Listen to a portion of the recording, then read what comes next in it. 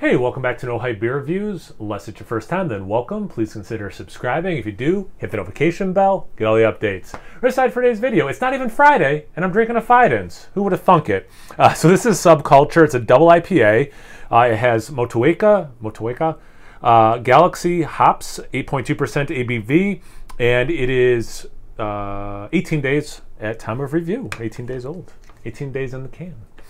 Really excited for this one. Subculture, I don't know what it's a reference to, which, you know, happens a decent amount, not just with Fidens beers, but I'm not always great about figuring those things out. It has that nice, you know, orange, yellowy kind of color. Definitely, you know, beyond what I would say is just normal hazy, unfiltered. Well, definitely beyond unfiltered. I would say even beyond typical hazy into more approaching that like butternut squash soup kind of a thing.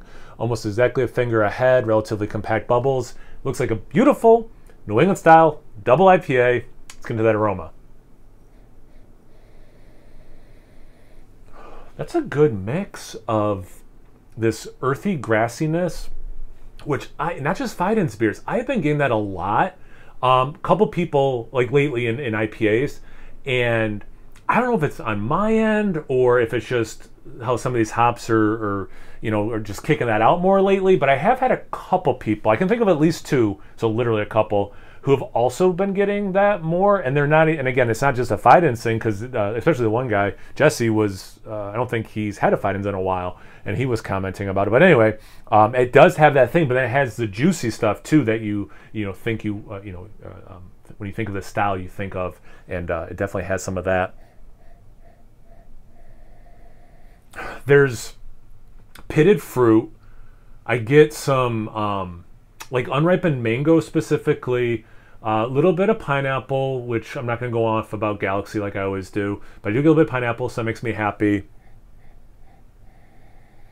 Some nice orange juice, not very zesty, just more like just orange juice. And that's another thing.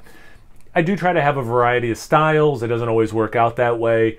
And it just feels like beers like this lately, if I've gotten orange, it was zest and juice. So it's kind of interesting to not get that zesty quality. But yeah, it smells great. Let's get into the taste. Cheers.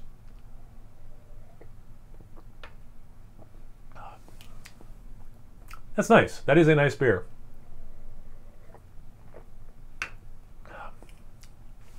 Kind of like the aroma. The first thing fruit-wise I get is just, I just want to generically say pitted fruit. I'm trying to think of the right order to say this in. Nectarines,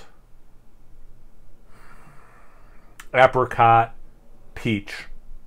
Not much peach. So that's like most intense to least intense of that aspect of it. Like the aroma, I get a little bit of orange juice, but not zestiness.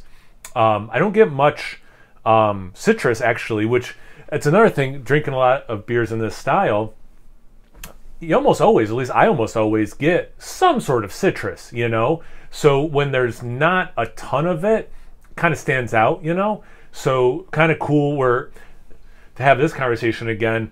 You know, this has a lot of overlap with what I think this style should have, but there's also some differences, which makes it kind of more interesting in a way. So I appreciate that aspect of it as well. I do get a little tropical, except for that very subtle pineapple, subtle unripened mango.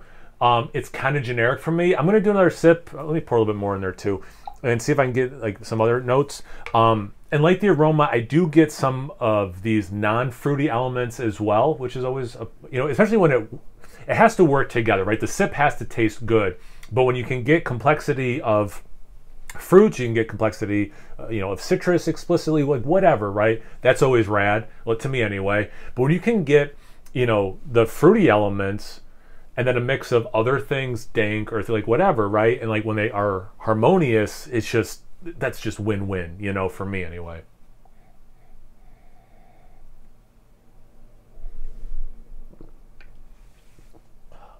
It's got that nice level of bitterness, good mouthfeel, relatively long finish. I get a little bit of minerality in it.